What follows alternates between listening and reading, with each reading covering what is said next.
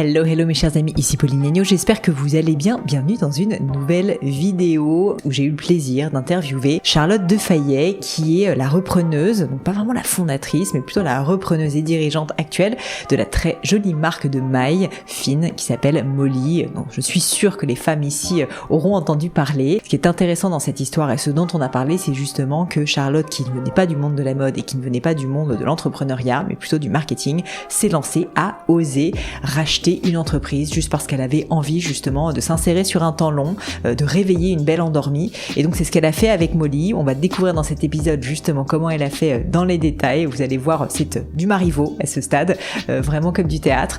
Et puis ensuite comment elle a développé l'entreprise qui aujourd'hui a fait rentrer récemment LVMH à son capital pour se développer encore bien davantage. On a parlé à la fois des difficultés d'être entrepreneur, bien sûr, de reprendre une entreprise, des moments de doute qu'elle a pu avoir, mais aussi de sa capacité, alors qu'elle n'avait pas fait d'études créatives, réussir quand même à imaginer avec son équipe des collections pour réveiller justement la marque Molly. Vous allez voir, c'est un épisode qui est très intéressant. Je vous invite à laisser un petit message à Charlotte sur LinkedIn ou pourquoi pas sur le compte Instagram de Molly si jamais cet épisode vous a plu, puis bien sûr à me dire ce que vous en avez pensé sur YouTube ou pourquoi pas sur les avis possibles que vous pouvez donner sur Spotify. Ça me fait toujours très plaisir de vous lire, mais je ne vous en dis pas plus et laisse place à ma conversation avec Charlotte Defayet.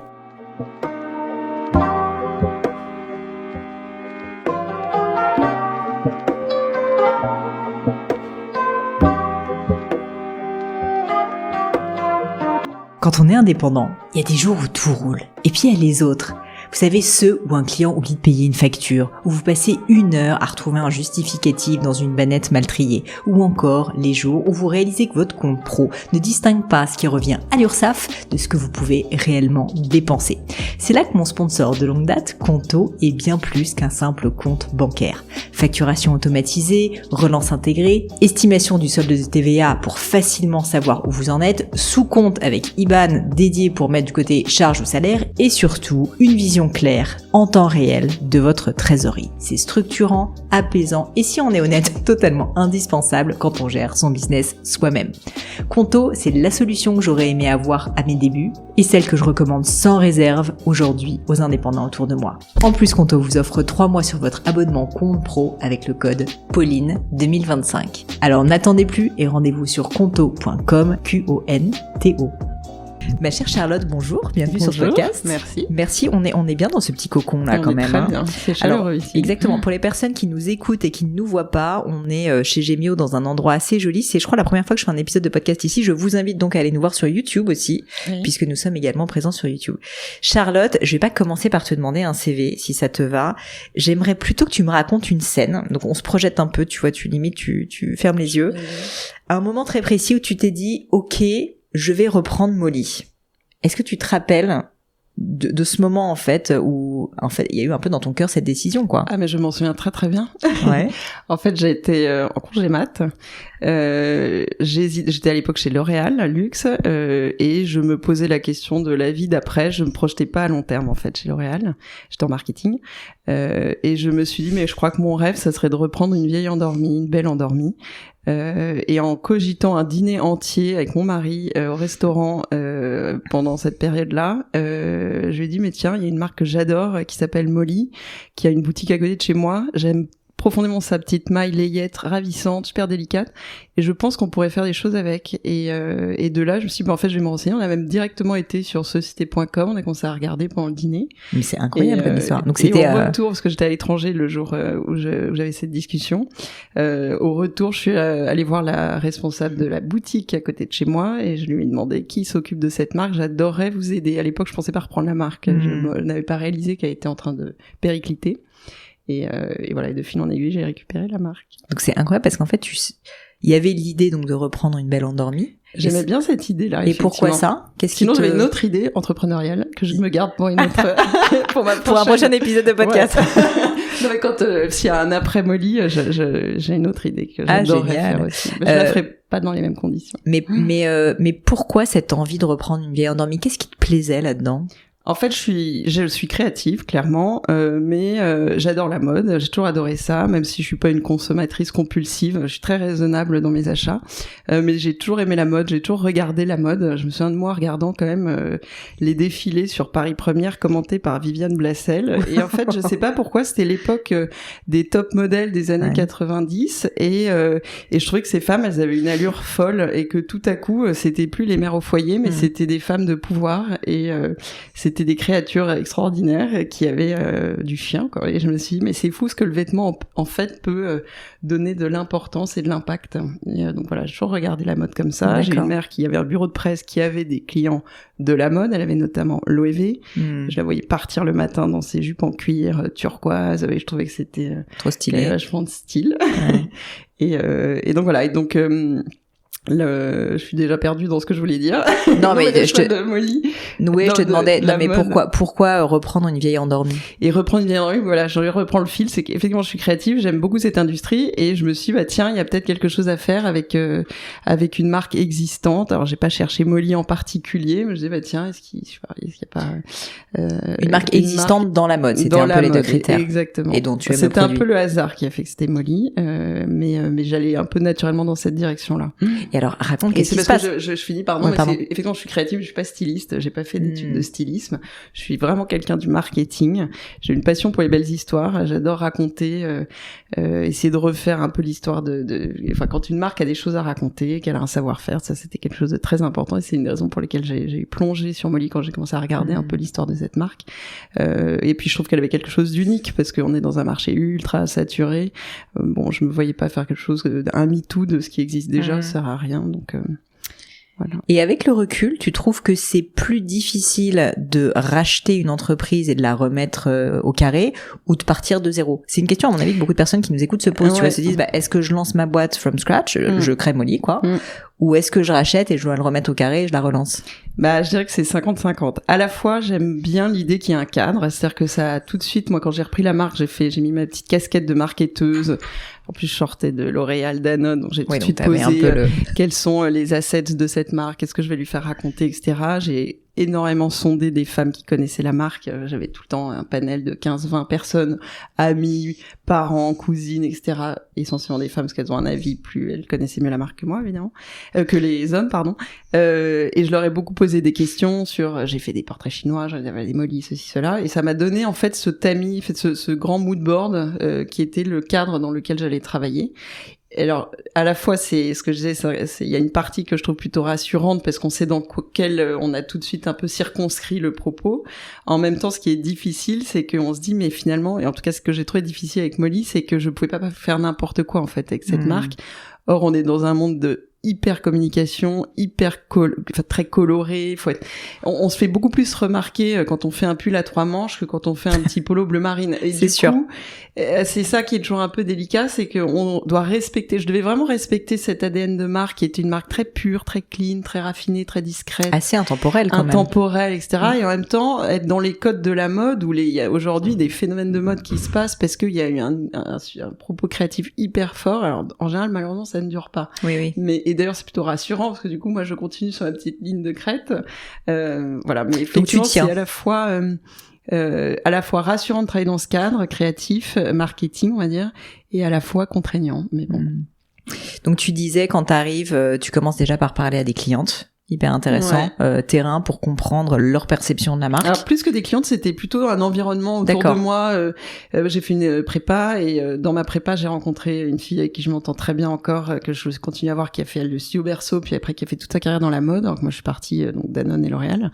Donc j'avais cette femme-là, j'avais d'autres femmes qui étaient plus ou moins dans la mode, plus ou moins concernées par ce sujet, mais en tout cas à qui je posais des questions sur une marque qui ferait ci, et si Molly était ceci, cela. Et c'est ces femmes-là que j'interrogeais pour être sûr que la vision que je commençais à dessiner était intéressante et résonnait un peu quand même chez elle, où elle se disait, qu'est-ce que tu vas faire, des vêtements pour femmes avec cette petite maille? Bon, on m'a un peu fait cette phrase-là, mais parce que j'ai repris un peu toute l'histoire de la marque, je me suis rendu compte qu'à l'origine c'était des sous-vêtements mailles, puis c'est devenu une maille spécialisée dans la layette, et moi c'est le chapitre 3 avec une maille spécialisée dans un vestiaire en maille pour femmes. Je me suis renseignée, j'ai lu des livres, je me suis plongée dans plein d'histoires. Et, rappelle-moi quelle année le rachat. 1880. Le rachat, 2014. Et l'année de création. 2015, et l'année de création, c'est 1886. Oui, donc un bel héritage. 140 ans l'année prochaine. Incroyable, il va falloir faire quelque chose. Ben oui. Ouais. J'aimerais parler du rachat, si tu l'acceptes. Alors, tu me dis ce que tu veux, bien sûr, mais là aussi, je pense qu'il y a plein de personnes qui nous écoutent, et moi la première, qui se disent, mais comment on rachète une boîte, en fait? Surtout que là, si je me trompe pas, assez vite, en fait, tu dis, bon, bah, c'est Molly. Si je comprends bien, tu parles, c'est ça, à la personne sur place? J'ai rencontré le gérant, donc je suis allée dans la boutique, et j'ai dit à la vendeuse qui s'occupe de la marque Molly, où sont les bureaux et le siège, et elle m'a dit, non, mais il y a plus de bureau, plus de siège, enfin, pas dit comme ça, mais presque. Contactez monsieur Untel, d'ailleurs, mettez-lui plutôt un message vocal, il est toujours sur son scooter. Je me dis, mais qui est ce monsieur? Et on s'est rencontrés au café en face de la boutique à côté de chez moi. Donc j'ai vu passer, je l'attendais, je me disais, où est-il? Et là, j'ai vu passer un type de, je sais pas, 60, 65 ans, un peu farfelu. Enfin, j'étais assez étonnée du profil que j'ai vu arriver. Et en fait, en grattant un peu, je me suis rendu compte qu'il y avait plus de production, plus d'équipe, juste 3 boutiques à Paris, un stock qui les coulait. Et puis plus rien. Et moi, alors, je suis arrivée en lui disant, mais on peut faire des choses merveilleuses avec cette marque. Ça, il m'a dit, ah, non, alors moi, je vous explique, je gère cette marque, je n'en suis pas le propriétaire. Si ça vous intéresse, je vous fais rencontrer le propriétaire, qui était un Suisse, qui vivait à Hong Kong. D'accord. Ça, c'était au mois de juin, juillet, l'été est passé, et j'ai signé en avril. Donc là, j'ai mis une copine avocate en droit des marques pour auditer un peu la marque. La compta, il n'y a pas grand-chose. En fait, il restait un peu de stock, 3 boutiques, point barre. Et donc, c'était à vendre officiellement ou pas? C'était pas à vendre, non. Oui, donc, mais t'as été Par contre, j'ai servi de lièvre, ça je ne savais pas. Qu'est-ce que tu veux dire? C'est-à-dire que moi j'ai fait une LOI en disant voilà, je veux bien qu'on discute plus concrètement, et complètement par hasard, et ça c'est un conseil que je donne de toute façon à toute personne qui veut se lancer, c'est parler de vos projets, communiquer. Il faut surtout pas rester en chambre à cogiter tout seul. Je trouve que plus on échange, plus voilà. Et j'avais discuté avec une amie qui m'a dit mais tiens, tu le reprends Molly finalement, parce que mon père qui était quelqu'un qui investissait un peu dans plein de boîtes, parce que mon père a reçu le projet Molly sur son bureau. Là, je me dis tu m'intéresses. Petit monde. D'accord.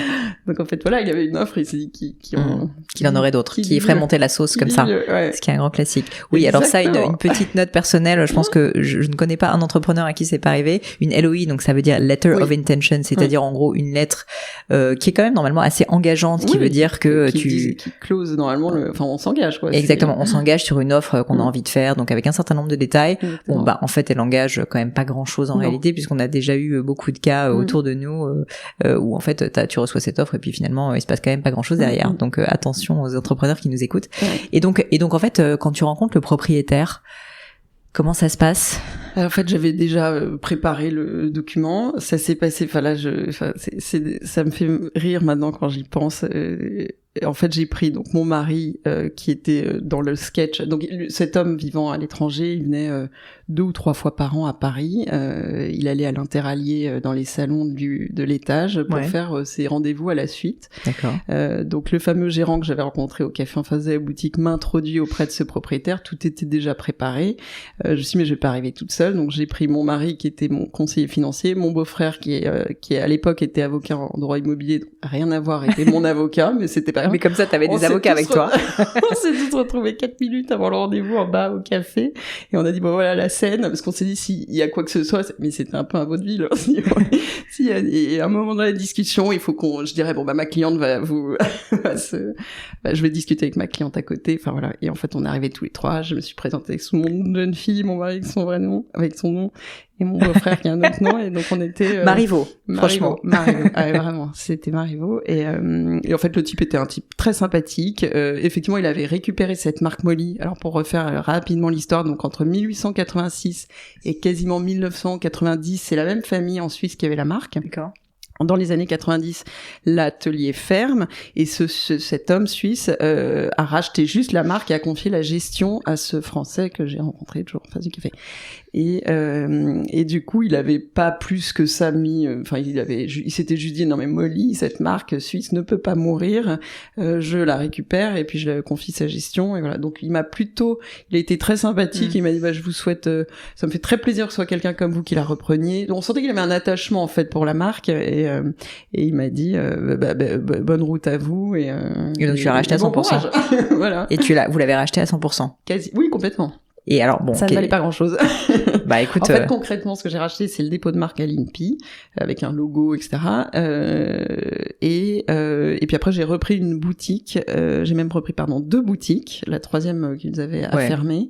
Et voilà.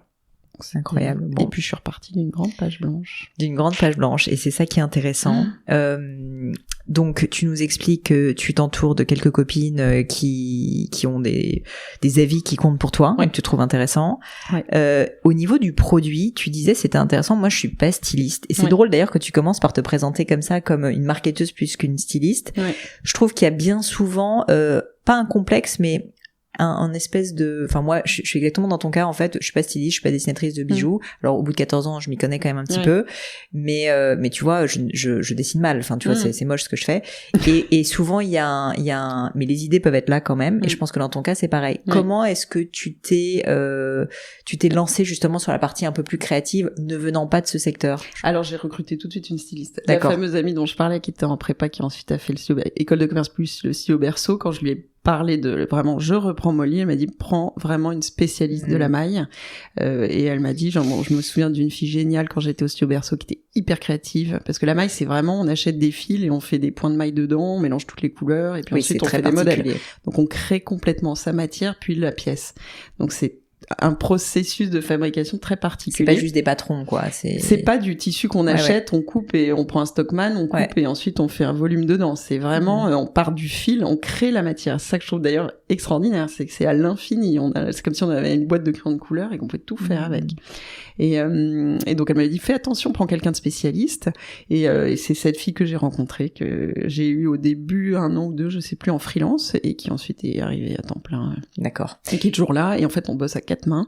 Et en fait, ce que j'adore dans notre façon de bosser, on est vraiment un vieux couple, on se connaît par cœur. Non mais c'est un bonheur de travailler avec elle. Elle est super douée, toujours aussi passionnée. On a toujours, à chaque fin de collection, on se dit mais de quoi on a envie la prochaine fois? Et en fait, on a encore tellement d'idées dans les cartons. On se dit, oh là là, celui-là, on va le reprendre. On essaie de se raconter des belles histoires. On se dit, mais tiens, comment on pourrait interpréter ça en maille, etc. Donc, on a toutes les deux nos idées. Ce qui est assez amusant, on regarde un peu moins qu'avant. On essaie de pas se faire influencer par les tendances, etc. Mais de temps en temps, on se fait des petits screenshots de choses qu'on a vues et ça arrive qu'on avait fait le même screenshot, tu vois, sur un défilé qu'on a remarqué. Voilà, on a une sensibilité commune. Et ce que j'aime bien, comme elle, comme moi, c'est qu'on dit, ah non, attends, ça, c'est pas Molly. C'est-à-dire qu'on fait pas on se fait pas notre truc à nous, entre guillemets.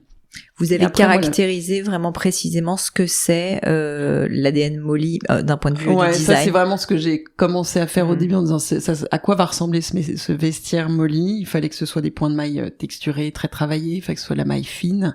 Tu vois, on n'est pas dans le gros pull, on n'est pas dans le j'ai froid, pardon, je vais mettre un gros. On tricote du coton ou de la laine, donc très délicat. Cachemire. Un côté très délicat, on est très vigilante aux finitions, on met des petits picots, on met des petits détails, mais ces petits détails qui font toute la différence. Et je voulais dire autre chose, pardon, je ne sais plus, sur les points de maille. sur la et on se dit tout. Non, voilà, je sais ce que je voulais dire, c'est que donc moi j'ai ma fameuse casquette marketing, j'ai fait 2 ou 3 tables rondes avec des clientes pour le coup, et je cherchais vraiment je cherchais des personnatypes, et on s'est un peu dit bon bah alors il y a la fille de tel âge qui fait tel job, on s'est un peu écrit nos 4-5 personnatypes, et dans le personnatype il y a par exemple l'architecte, elle veut des choses assez plutôt minimaliste, un peu sharp. Après, on habille des femmes qui sont directrices de com dans des boîtes de luxe, qui portent des choses beaucoup plus colorées, plus statement. Ma mère est cliente, donc je me dis non, ça, il y a pas la pièce pour ma mère et ses amis qui pourraient vraiment avoir envie d'un truc beaucoup plus intemporel. Elle est moins petit col, petit volant, etc. Elle est pas petite jupe courte, voilà. Donc on se pose tout le temps ces questions-là et on vérifie qu'il y a vraiment de tout dans la collection. Et ce qui est assez génial pour le coup dans la maille, c'est qu'on peut faire la même pièce en rose bonbon ou en blanc ou en noir, et donc pour peu qu'elle soit... ça n'a rien à voir. Et ça n'a rien à voir, et ça va cibler vraiment 2 femmes différentes. C'est hyper intéressant, parce qu'en fait, t'as ton cadre, donc tu sais comment ne pas sortir de la zone de ce qui est Molly ou non, mais en même temps, tu t'autorises quand même une certaine liberté dedans, avec différents types de personnes à clients.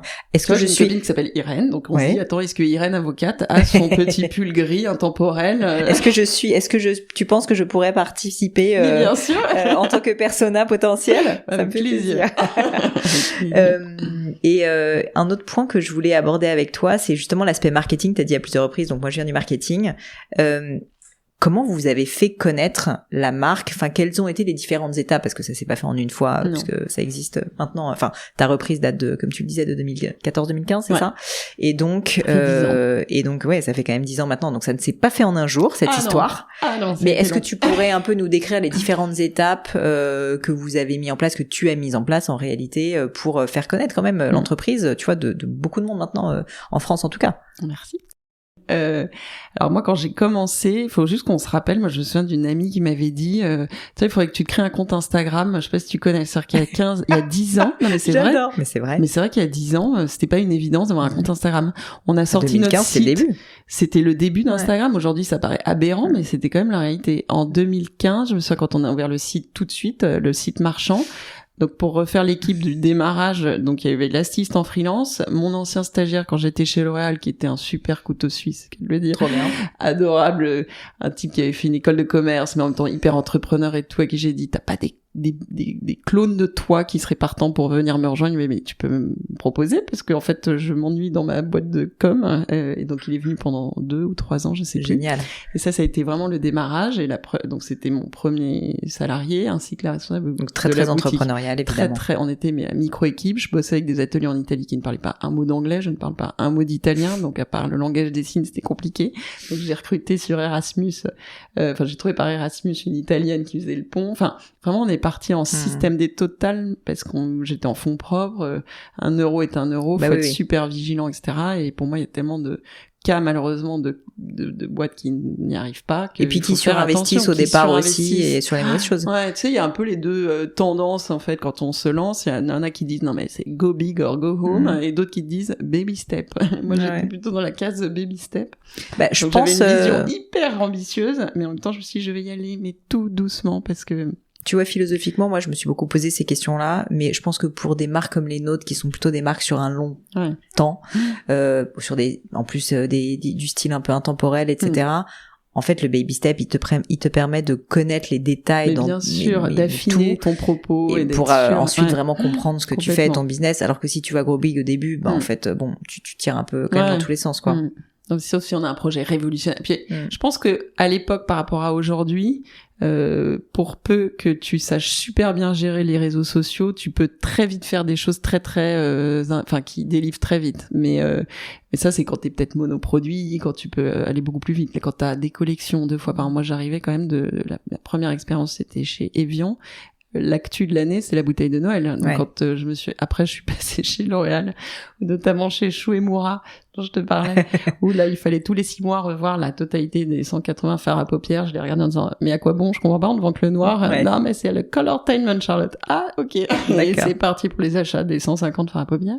Donc j'ai découvert ce que c'était que la créativité, enfin vraiment le côté il faut renouveler en permanence le catalogue.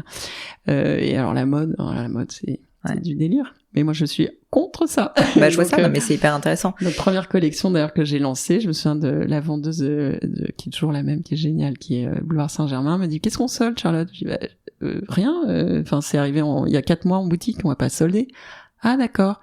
Et le bébé, mais le bébé, on ne le soldera jamais, parce qu'en fait, mais la grenouillère Molly, ça fait 80 ans qu'elle se vend toute seule, on va pas la changer. Enfin, en plus, par définition, c'est une clientèle de passage, c'est la maman qui se fait un petit cadeau et qui ira faire d'autres achats pour son enfant plus tard. Voilà, donc c'était la révolution du catalogue, et aujourd'hui je tiens à garder des super pions, des permanents, c'est très important, je pense. Pour revenir au sujet du marketing, donc tu me disais 2015, et on se rappelle pas, et c'est vrai, c'est le début d'Instagram. Vous êtes votre petite équipe complètement système D. Complètement système D. Et alors, nullissime en donc à l'époque, sociaux, c'est quoi le marketing? Enfin, comment tu fais connaître la marque? J'ai pris un bureau de presse. D'accord. J'ai été tout de suite vu, répertorié. Ouais, en fait, ça comme ring the bell à quelques journalistes. Molly était quand même une marque qui avait un écho hyper positif chez les femmes qui connaissaient pour le bébé, parce que la femme n'existait pas, et qui était là, ah non mais Molly, tu vois, c'était tout de suite des souvenirs de petites layettes hyper jolies, etc. Donc il y a eu tout de suite une super adhésion, et donc j'ai eu les quelques papiers qui ont fait que je sais plus, 2 mois après la réouverture de la boutique Boulevard Saint-Germain, le Bon Marché est venu, je suis allée direct au Bon Marché, puis après ça fait son petit bonhomme de chemin, mais c'était vraiment du baby step quand même. Et Instagram, mon Dieu, quel effort, quel boulot. Quel boulot. Et c'est difficile, je trouve, parce qu'il y a un niveau de créativité, de qualité d'image qui est délirante. Enfin aujourd'hui, pareil. À l'époque, vous aujourd'hui, les photos sont faites en interne ou vous les externalisez? Ah, mais on fait tout nous-mêmes. Ouais. On fait tout nous-mêmes. Bon. Mais c'est cette tu connais ça. Je connais ça. Surtout quand on prétend, enfin, ce que je cherche à faire, c'est quand même de faire des jolies choses désirables. Dès que t'es sur du haut de gamme, en plus, c'est difficile parce que tu te bats, et quand tu vois ce que font Zara, COS et tout, mais c'est extraordinaire, la qualité de leur com est folle, et du coup, il faut, et ce qui manque, je trouve que je compte montrer plus, c'est justement le temps qu'on met à développer les modèles, les recherches de couleurs. On parle tout le temps de backstage, mais il faut mettre aussi les jolies images sur le backstage. C'est ça, ce qui est pas facile, c'est que le backstage, on a envie de le montrer, mais bon, déjà parfois il y a des problèmes honnêtement de sécurité de l'information. Enfin, tu vois, nous, on peut pas particulièrement parler de nos nouvelles collections parce qu'on sait qu'on va se faire copier par tout le monde, donc c'est compliqué. Et j'imagine que toi c'est pareil, même si vous avez cette maille unique, mais bon. Non, mais même montrer 6 mois plus tard, du coup, les backstage de donc il y a ça. Et puis comme tu dis, le backstage c'est pas toujours très joli, même si c'est intéressant, et donc il y a cet arbitrage quand même à faire. Qu'est-ce que je monte sur quoi que ça. Non mais c'est un vrai sujet, je trouve, c'est très compliqué. Et je me souviens d'avoir discuté avec, je sais plus, j'en parlais à quelqu'un il y a un petit moment déjà, et je disais mais c'est dur, je trouve, de trouver exactement les belles images pour communiquer correctement, etc. Il m'a dit non mais c'est d'autant plus dur que toi t'es une marque qui chuchote, et ça fait partie des gènes de la marque d'être dans ce côté un peu. On se donne le truc, c'est la petite marque Molly, tu vois, c'est pas pour tout le monde. Moi, du coup, ma technique, c'est le côté confidentiel rend la marque désirable, donc c'est compliqué. Moi, ma technique, en tout cas pour les backstage que je te partage, c'est que je les fais plutôt sur mon compte à moi, personnel, qui est du coup plus spontané, si tu veux, et donc ça permet aussi de se laisser un peu plus de liberté, tu vois, pour que ça soit pas forcément toujours la photo parfaite, quoi. Et je pense que les gens apprécient ça. J'ai pas de compte Instagram perso. Mais il va falloir t'y mettre, peut-être après cet épisode. Non, mais parce que je me dis c'est Molly, c'est pas Charlotte, et voilà. Et dis-moi, donc en fait, bon, vous êtes repéré assez rapidement par des bureaux de presse et par des journalistes. Le Bon Marché, donc ça, j'imagine que ça fait super partenaire pour vous, j'imagine. Est-ce qu'il y a eu d'autres moments cliquets ou d'autres actions marketing, je sais pas, des insights que t'aurais eu qui ont fait passer un cap? Parce qu'en 10 ans, j'imagine que des choses t'en as testé énormément. Il y en a qui ont marché, il y en a qui ont moins marché. C'est vraiment cette histoire de baby step, et je reprends quand je te racontais il y a 10 ans, Instagram était quand même, en France en tout cas, c'était le début. De la même manière, j'ai pas fini ce que je racontais, c'est qu'on a ouvert notre site web, je me souviens encore du garçon que j'avais fait venir de chez L'Oréal, je reprends le fil, il m'avait dit, est-ce qu'on fait un site responsive? Oui, enfin tu vois, on en était encore à se poser ces questions. Responsive, vous savez, c'est quand c'est mobile et tablette et ordinateur, tout fonctionne. Et à l'époque, de mémoire, je crois qu'à part Saint-Laurent, et il y avait évidemment aucun site de mode de luxe ne vendait online. C'était des très belles photos, et c'était rendez-vous en boutique, en fait. Le online luxe n'existait pas. C'est vrai que vous avez été très précurseur de vouloir vendre en ligne des produits les marques qualité. Non luxe le faisaient déjà beaucoup, mais dans les marques de luxe que je regardais, il y avait très très peu de sites marchands. C'était des sites vitrines. Et donc en étape, j'ai repris. En fait, j'ai tout de suite réouvert les 2 boutiques qui existaient. Ensuite, j'en ai ouvert une 3e en 2019. Le Bon Marché, on a fait que grandir avec eux. Au début, c'était un portant, puis 2 portants, puis un pop-up, puis un machin, nanana. Et puis là, c'est devenu notre première boutique. Et puis après moi j'ai le wholesale, donc c'est la vente en gros. J'ai toujours été assez frileuse parce que j'avais déjà des sujets de comment je gère ma prod, mon cadencement, etc. Donc je disais Molly d'abord et puis les revendeurs après. Donc on a plutôt travaillé avec des appels entrants où on se disait parce que c'est quand même un gros levier de notoriété aussi, le wholesale, quand on travaille avec des bons points de vente. Donc je l'ai travaillé de façon très c'était plutôt des magasins spécialistes, pas des grands magasins. J'ai très vite, enfin de toute façon l'occasion s'est pas forcément présentée, mais j'ai pas du tout poussé l'idée d'aller dans des grands magasins aux États-Unis ou ailleurs, parce que pour moi c'est pareil, ça peut vous exposer à des risques énormes de reprise de stock, de discount au mois de novembre, ils commencent tous à discounter alors que la collection est arrivée en septembre. Enfin j'ai pas du tout voulu aller dans cette direction-là. On connaît pas le client final, on sait pas ce qui se vend, clients, etc. Donc j'ai joué vraiment le wholesale de façon très tactique, mais ça a évidemment contribué. Et puis clairement, ce qui a fait le cliquet, c'est ce que tu racontes aussi sur l'époque du Covid, où il y a une accélération de la communication sur Instagram avec des sponsors. On a commencé à faire du média sur les réseaux sociaux à peu près en 2020. Oui, mais il n'y avait plus que ça, de toute façon. Hein. Et voilà, il n'y avait plus que ça, mais moi je la faisais pas avant, en fait. Ouais. On faisait nos posts. Bon, et donc ça t'a vu un impact quand même. Et tout. Oui, ça a clairement accéléré. Et de toute façon, je pense que l'industrie a shifté aussi à ce moment-là. C'est-à-dire que, et puis tout s'est accéléré. C'est-à-dire que maintenant, on achète en 2 clics sur les réseaux. Enfin, tout a changé, quoi. Si je me trompe pas, mais je peux me tromper, il y a eu une prise de participation à un moment donné minoritaire de LVMH Ventures. Oui, en juillet. Félicitations dans l'entrée d'un fonds à bord. Ouais. Pourquoi est-ce que t'as pris cette décision? Qu'est-ce qui fait que tu t'es dit là c'est bon, je fais rentrer quelqu'un d'autre pour aller plus loin, j'imagine? Oui, exactement. Parce qu'en fait l'étape 2, là l'étape 1, elle est derrière moi, c'est la marque tient debout, elle a un propos clair, il y a une équipe qui tient la route, elle est rentable, voilà. Et là l'étape 2, ça va être ouvrir plus de boutiques, un peu plus structurer quand même l'équipe. Et c'était un projet que j'ai envie de faire avec des pros et avec un fonds. Et donc développement international, encore plus fort. Oui, parce que le projet c'est plutôt de mettre la marque dans les grandes capitales que dans toutes les villes de province. Oui, d'accord. Aujourd'hui, les boutiques sont majoritairement à Paris. Que à Paris, c'est ça. Ouais. Hyper intéressant. Et alors l'autre question un peu business, et après on parlera plutôt d'autres sujets si ça te va, mais c'est donc que tu me disais que tu as une nouvelle directrice générale depuis 2 jours. Oui. Félicitations aussi. Merci. Non, mais ce qui est génial aussi de l'entrée de ce fonds, c'est qu'on a un échange, ça met du rythme en fait, on échange, il y a un réseau derrière LVMH évidemment qui est énorme, donc on a audité plusieurs personnes, candidates, et on va s'écrire la feuille de route, parce qu'en fait c'est un fonds qui prend effectivement des participations minoritaires, l'équipe est très accessible, donc il y a ce côté très facile en fait, c'est pas on s'écrit par WhatsApp, on se donne des infos, et donc c'est un super partenaire pour grandir, et donc cette DG est arrivée effectivement il y a 2 jours. Donc on va faire grandir, pas grossir, mais grandir la marque. Ça t'a fait peur un peu le changement comme ça de ton rôle aussi, quand même? Je vais apprendre, mais non, je suis ravie. Parce qu'en fait, je crois que je suis vraiment plus marque, vision, com, que structuration. Je peux pas tout faire, honnêtement. Là, j'ai une équipe rapprochée exceptionnelle, des filles qui sont là depuis le début ou presque, qui sont super investies, mais j'ai très peu de temps pour elles, donc c'est un peu compliqué, quoi. Donc c'est génial qu'elles prennent le management de tout ce monde-là. Et puis ça va être quelqu'un avec qui on pourra échanger tout le temps. J'ai recruté une DAF aussi qui arrive en juin. J'avais pas de DAF. C'était j'avais un DAF 2 jours par semaine. Non mais je vois très bien. On a des chiffres. On les avait évidemment. Moi je regarde les ventes peut-être 10 fois par jour. Je crois que les gens se rendent pas compte à quel point parfois des entreprises pourtant qui grandissent bien et qui sont rentables et tout sont pas très structurées, et que les fondateurs font un peu 4 jobs en même temps quand même. 4 jobs et puis pas bien d'ailleurs en général. C'est sûr. Non mais tant que la boîte se développe, qu'il y a pas de problème de cash, de trésor, etc., on n'est pas en stress. Mais c'est vrai que quand il y a des vrais choix à faire de est-ce que j'ouvre une boutique là ou là, il faut investir, etc., c'est tout de suite faut un peu de visibilité. Écoute, moi en tout cas je te partage que nous on a recruté une directrice générale qui est arrivée il y a 1 an et demi à peu près. Et toi tu t'es lancée seule ou t'étais... Non, je suis avec mon mari. D'accord. On a créé la marque avec mon mari, et donc on était 2 déjà, ça aide beaucoup. Ouais, moi c'est le partenaire de l'ombre, hein. Il était quand même très présent dans l'ombre. Toi t'étais officiel.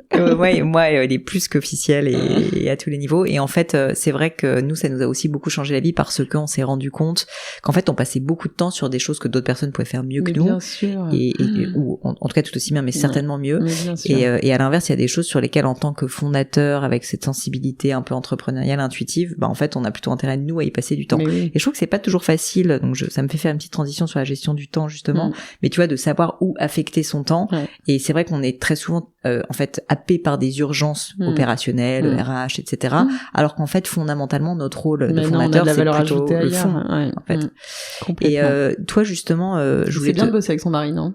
C'est formidable, honnêtement. Alors, je vais pas te cacher que c'est pas facile tous les jours. Il se trouve que là, on est dans une très bonne phase depuis quelques années, mais les démarrages ont pas toujours été faciles. Il y a eu des années un peu difficiles parce que, en fait, ce qui est génial quand tu bosses avec ton conjoint, c'est que t'as une honnêteté radicale, qui fait que du coup, t'es souvent beaucoup plus dur avec l'autre personne qu'avec, on se parle entre nous comme on ne parlerait jamais quelqu'un d'autre, et heureusement d'ailleurs. Mais du coup, ça fait progresser. Mais par contre, c'est pas toujours facile parce que du coup, tu te pousses beaucoup, tu vois. On est très, jamais complaisant, tu vois. Et donc, c'est un peu... Mais tant que t'es animé par les tripes de la même manière, c'est mais d'un autre côté, faut tu que vois, les deux soient vraiment je serais curieuse quoi. d'ailleurs d'avoir ton avis là-dessus. Moi, je me suis toujours dit, au final, c'est parfois difficile parce que tu ramènes toujours les problèmes ensemble, etc. Mais d'un autre côté, en fait, on a tellement de choses à partager. Je m'étais toujours dit que si je travaillais pas avec mon mari, mais en fait, j'aurais peut-être parfois une déconnexion, tu vois, d'un point de vue professionnel. C'est possible. Et donc, mais toi, ton mari est très impliqué aussi, au moins émotionnellement. C'était mon sparring partner quand je rentrais. Il a suivi tout ça de près. Après, les décisions des tout, le management des équipes et tout, il était absolument pas dedans, mais il a son job, il fait autre chose. Mais c'est marrant parce que moi, ça me dérangerait pas du tout. Et je sais qu'il y a plusieurs personnes qui pourraient dire, ah bon, non, j'aimerais alors demain, mais au contraire. Mais il faut des rôles très définis. C'est ça. Il faut avoir des compétences un peu différentes. Donc gestion du temps. Est-ce que c'est un sujet? Alors, j'imagine que oui, parce que c'est un sujet pour tout le monde. Mais est-ce que aujourd'hui tu souffres, avec une certaine mesure, de ne jamais avoir assez de temps? Bien sûr. Déjà premier point. Du coup, est-ce que t'as quand même quelles sont les choses peut-être que tu dois sacrifier aujourd'hui? Et dernièrement, qu'est-ce que tu as peut-être mis en place quand même pour réussir un peu à tout faire rentrer dans ton agenda? Je souffre évidemment, je pense comme plein de femmes et hommes qui ont un peu de responsabilité du manque de temps. Je pense que ça va peut-être un peu changer justement avec l'arrivée de cette directrice générale. Moi, le problème, c'est que j'ai du mal à faire des sacrifices. Donc, j'essaie de tout faire rentrer dans un agenda et évidemment, ça ne tient pas. Je consacre évidemment beaucoup de temps à mes enfants, à ma famille. Et ça me ressource, ça me fait un bien fou. Et je sais qu'en plus, ça va pas durer, donc faut en profiter. J'ai 3 enfants. Donc on est vraiment très très famille. Donc ça veut dire que tu passes les vacances tous les week-ends ensemble, les vacances au moins une semaine quand il y a des petites vacances et au moins un mois l'été. On est très présent pour eux. Non, ce qui est clairement là où, moi, celle que j'ai sacrifiée, c'est moi en fait, clairement. C'est souvent comme ça. Voilà, donc peu de déj, peu de petit déj, sauf quand c'est boulot, peu d'apéro le soir avec une copine. C'est vraiment boulot, famille le week-end, et puis évidemment les bons copains pour les vacances ou les. Mais je fais peu de sport, j'ai pas le temps. Je passe mon temps, je pense comme beaucoup de personnes, à faire des screenshots de pièces de théâtre que je voudrais voir, d'expositions. J'arrive à me libérer de temps en temps un peu du temps parce que je trouve ça important. Mais oui, tout ce temps-là, j'aimerais bien le retrouver un peu. Ouais, j'imagine. Mais écoute, je te le souhaite avec cette nouvelle arrivée. Mais oui, je pense. Et puis, je suis sûre que j'aurais de la valeur ajoutée sur, justement, c'est très inspirant de sortir le nez dehors. Je saute complètement du coq à l'âne, mais pour revenir au marketing, d'une question que je voulais te poser, c'est le fait que tu sois sur un segment haut de gamme avec Molly et le fait que ça soit en plus des mailles plutôt intemporelles, bloque, comme tu le disais, quand même plein de concepts marketing farfelus que vous pourriez lancer parce que, justement, c'est pas l'ADN de votre marque. Comment est-ce que vous faites pour compenser ça, justement, finalement, le fait que vous êtes créé un cadre nous sommes une marque intemporelle.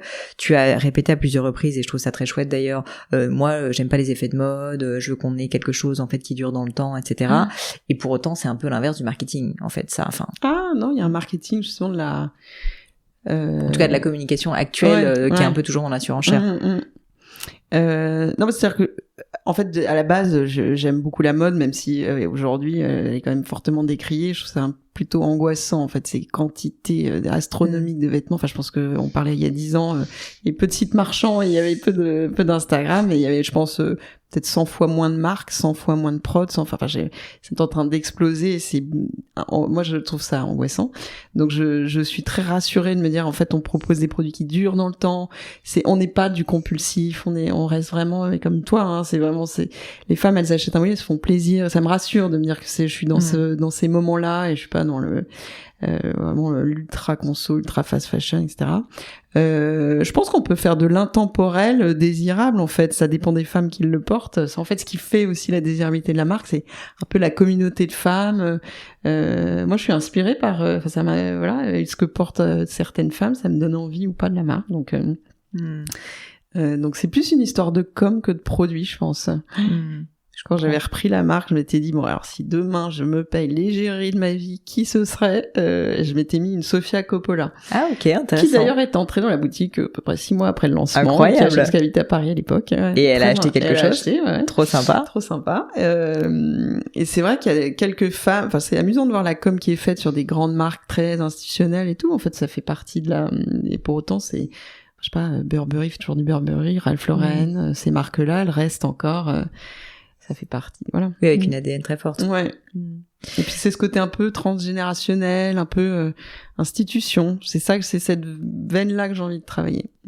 Est-ce que tu as eu des moments difficiles bon, j'imagine que voilà. Est-ce qu'il y en a un qui te vient particulièrement à l'esprit dont tu pourrais nous parler, parce que je pense que c'est intéressant de montrer que derrière le succès que vous connaissez et que je vous souhaite de faire grandir encore énormément, il y a bien sûr quand même pas mal de galères et de moments durs et de décisions pas faciles aussi à prendre. Alors je me souviens très bien d'un sujet, maintenant j'en ris, mais mon Dieu, c'était compliqué. Donc on lance la prod et j'envoie cette fameuse jeune fille italienne vérifier avant l'enlèvement et qu'elle nous le livre, de vérifier la prod. La fille n'ayant jamais fait de contrôle qualité, quoi que ce soit. Hein. On était encore dans la pièce de théâtre, mais donc elle y va, donc adorable et tout, et puis elle m'appelle, elle me dit Charlotte, il y a un problème, ils ont cousu toutes les étiquettes complètement de travers. J'ai dit attends Sonia, explique-moi, montre-moi les photos. Donc il envoie les photos, elle m'envoie les photos, je dis mais non mais c'est pas possible. Le produit était ravissement tricoté, mes étiquettes étaient toutes de travers, j'avais un made in Italy que je mettais, enfin tout était mais cata. Donc j'ai dit à Sonia, écoute, je suis désolée, tu sors tes yeux en forme de cœur, tu leur dis Gigi, machin, truc, tous les petits ateliers avec lesquels on travaillait, vous me enlevez tout, vous refaites tout. Et enfin c'était juste changer la griffe et la reposer correctement, donc c'était pas non plus tout balancer pour recommencer. Mais ça a été un moment parce que on se donne du mal, on reprend une boutique, une deuxième, on achète les fils, on les envoie, on met au point les modèles, les protos sont validés, on lance la tête de série, le GoProd, le machin, et au moment de l'enlèvement, on se rend compte qu'ils ont tout cousu de travers. Donc je dis non, ça c'est pas possible, j'en ai pleuré. Faites un effort les gars. Et au début, j'allais quand même beaucoup en Italie, j'allais beaucoup voir. Faut quand même mettre son petit nez partout, tout regarder, tout checker. J'avais le temps, j'étais contente. Il y avait moins de monde, on était 4, donc ça allait plus vite. On partait en Italie dans les petites routes des Pouilles, ça faisait partie aussi. Et ça aussi, ça fait partie du plaisir que j'ai eu à monter ce projet, c'est que j'ai bossé avec des ateliers qui sont géniaux. C'est très familial en fait. On a énormément d'attachement pour les ateliers historiques. Au départ, on en avait que 4 avec lesquels on travaillait. Maintenant, il y en a 12, dont 3 d'ailleurs en France. Mais on a une relation géniale avec avec eux. Retail aussi, j'aimerais bien en parler. Donc, vous avez maintenant combien de boutiques au total? 4 à Paris. 4 à Paris. Plus le Bon Marché que je considère comme une boutique parce que c'est notre staff aussi. Et qui, Et donc ça aussi, c'est un autre métier. On dit souvent retail is detail et c'est quand même assez vrai. Et en fait, ça, j'ai appris chez L'Oréal. J'imagine. L'Oréal a la réputation justement d'être très exigeant. Et donc, c'est quelque chose que, en tant que dirigeante, tu as mis en place d'aller très souvent dans les boutiques, voir les clientes. Comment est-ce que tu t'organises? Comment est-ce que tu as mis en place quelque chose? Au début, j'y allais un jour par semaine. Je savais encaisser, je conseillais, j'adorais, il y a une cliente qui poussait la porte, j'étais là, fabuleux. C'est génial, focus group total. Enthousiasmant en plus quand t'as bossé pendant 6 mois en cuisine pour sortir ta nouvelle collection et que les clients arrivent. On peut pas être meilleure vendeuse que quand on a fait soi-même. C'est vraiment le chef qui sort avec son plat. Donc j'allais une fois par semaine. Alors j'ai plus du tout le temps, mais je continue quand même à tourner un peu. Puis en fait les boutiques elles nous renvoient tout le temps des rapports et tout. Donc je leur demande tout le temps, ça marche ça, comment ça se passe, tata machin. Oui, d'avoir des retours terrain sur les produits aussi. C'est l'intérêt du retail, c'est qu'en fait t'es plugué à ta clientèle. Donc on suit ça de près. Non, je trouvais que c'était super important d'avoir des boutiques. En fait, l'intérêt de la boutique, c'est que la marque peut s'exprimer un peu autrement que par juste des visuels. Et alors, j'ai repris moi-même les 2 petites boutiques, donc je me suis pas complètement enflammée non plus. Puis à l'époque, j'arrivais d'une marque qui faisait de la petite layette blanc-lait, il fallait pas non plus y aller sur. Donc les 2 boutiques que j'ai refaites sont assez simples, sobres, voilà. Là, j'en ai la 3e, celle que j'ai ouverte rue d'Alger. On a commencé à mettre un peu plus de déco, on va dire, et puis là j'en ai ouvert une grande rue François 1er et là on s'est fait vraiment plaisir. Je me suis dit faut que c'est une tête de maison, j'ai chiné un canapé, une jolie lampe, on a fait tout un plafond décoré parce que je pouvais pas décorer les murs sinon ça allait être compliqué à voir les vêtements. On a fait tout un coin bibliothèque et tout. Je me suis dit non mais en fait c'est un plaisir de se dire chaque boutique va avoir son ambiance. Alors que pour revenir sur Retail is Detail, donc j'ai bossé 2 ans chez L'Oréal sur la marque Kiehl's et Chou et Mourad dont on se parlait, et notamment Kiehl's. On a ouvert 8 boutiques en 1 an.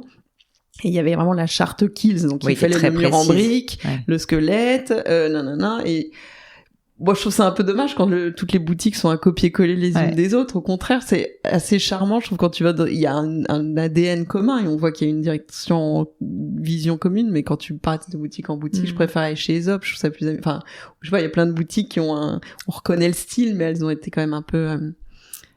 C'est vrai que c'était très année c'était 2000, très copier-coller. 2010, tout le monde avait tu roll out ton retail et c'était exactement la même chose partout.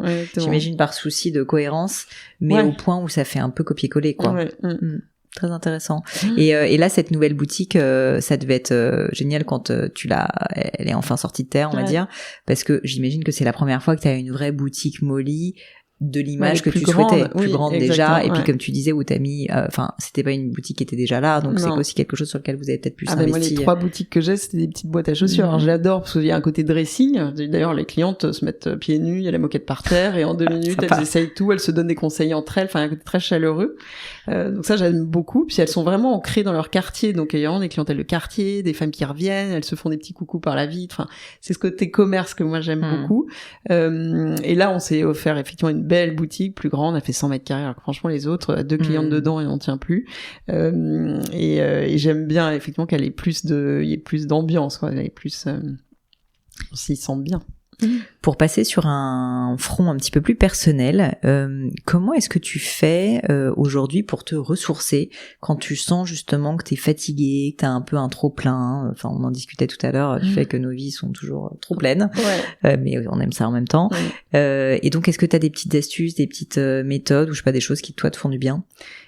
Comme je disais, moi, je m'octroie peu de déjeuner avec des copines, mais parfois je le fais quand même, parce qu'en fait, ça me rebooste, parce qu'on parle de plein de bêtises, et c'est sympa. Enfin, on parle de tous au boulot, et on se marre, et ça fait, en fait, de temps en temps, il faut quand même se mettre 2 heures un déj, et puis ça vous fait un peu débrancher du boulot, le boulot, quoi. Donc ça, c'est ou alors ça va me faire une expo, voilà.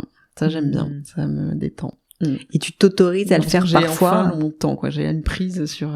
Tu t'autorises, pardon, pour l'expo, à le faire parfois au milieu de la journée. Oui, voilà.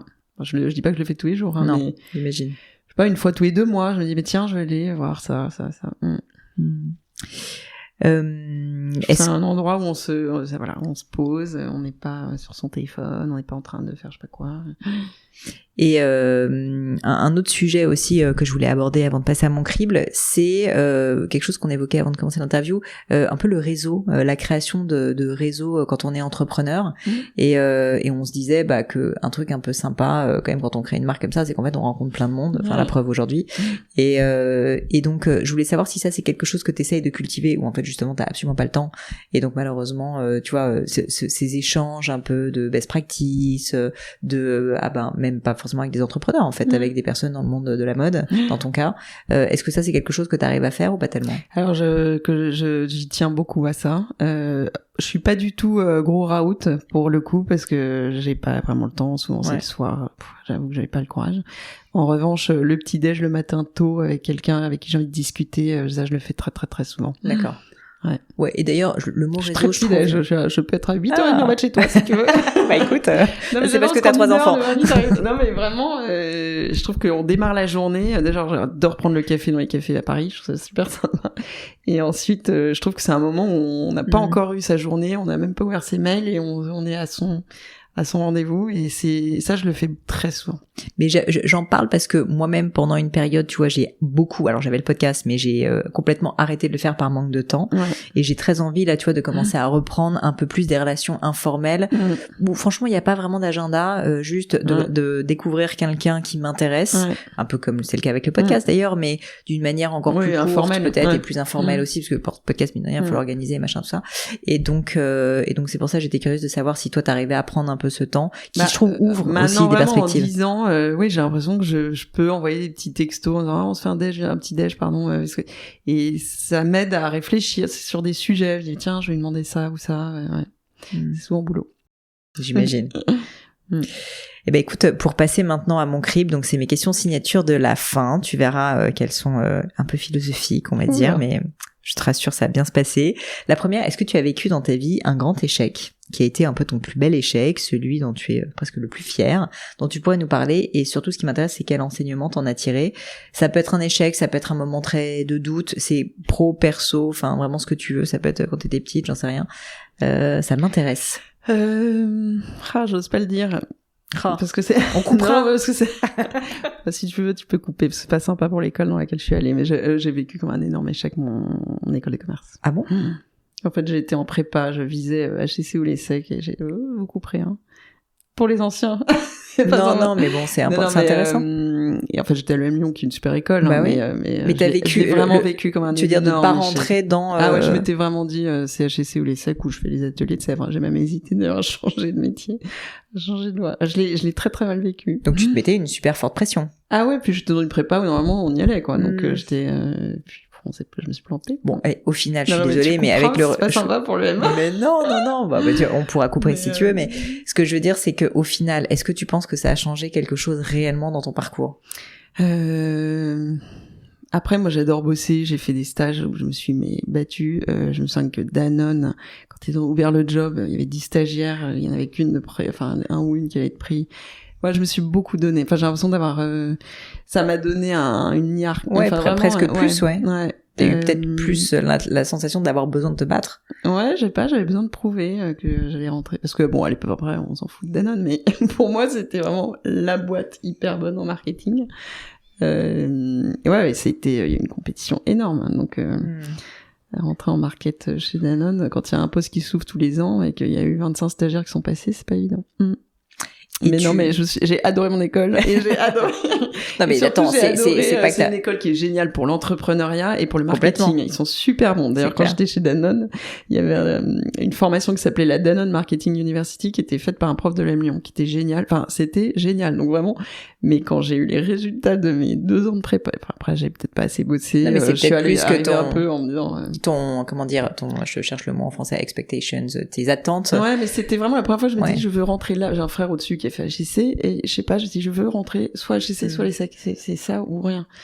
Et bah non. Raté. Non, parce qu'après, je suis pas une grosse compétitrice. Tu vois, je suis pas à faire je sais pas, c'est peut-être plus masculin, j'en sais rien. Je suis pas classée au tennis. Enfin, je suis pas compète, en fait, du tout. Mais je suis compète vis-à-vis de moi-même. Je dis non, je vais rentrer dans cette école. Ben, je l'ai pas eu. Est-ce que s'il y avait quelque chose à... C'est pas grave. Du tout. Et tu vois, tu t'en sors très bien. Tout va bien. Et à nouveau, j'adore l'avion. Non, mais tu vois, moi, je trouve ça... une bonne expérience, voilà. Je trouve ça un peu chou quand même. C'est fou quand je pose cette question, tu sais, à des personnes. Je me rappellerai toute ma vie. Une fois, j'ai interviewé Bertrand Perrier, qui est un très grand avocat français et qui, par ailleurs, est un expert de l'éloquence. Ouais. Et en fait, son échec, il me dit, j'ai raté l'ENA. Ouais. Et en fait, si tu veux, il a 50, 60 ans, il a plus rien à prouver. Ah non, il est exceptionnel. Et en fait, il le vit toujours mal. Et il était toujours, et je me suis dit, mais c'est fou quand même comme ce système, quand même, nous change un peu l'esprit. Bah ouais, on se formate un peu pour rentrer dans un... Et puis autour de moi, ils étaient tous à l'ESSEC, moi j'essaie, donc... Ouais, tu peux en parler, on va passer à la question d'après. Non, mais après j'ai fait ma petite voix et c'était... Voilà. Mais c'est absurde, enfin vraiment c'est le principal échec, sinon tout va bien. Est-ce que s'il y avait quelque chose à refaire, tu referais quelque chose différemment, là aussi à titre personnel ou professionnel? Non, je changerais rien. Rien du tout? Rien du tout.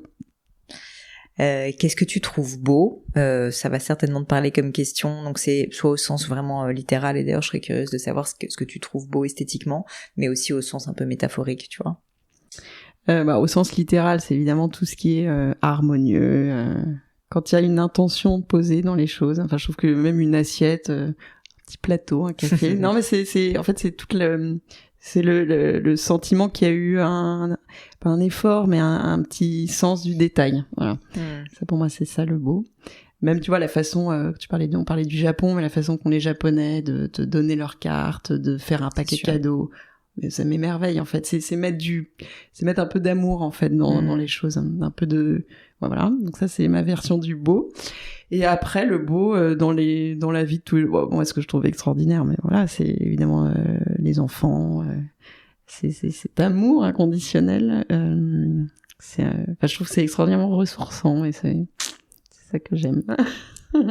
Alors, à l'inverse, qu'est-ce que tu trouves laid? Qu'est-ce qui t'irrite? Qu'est-ce que tu n'aimes pas voir, observer chez d'autres personnes, dans la société, sur Terre?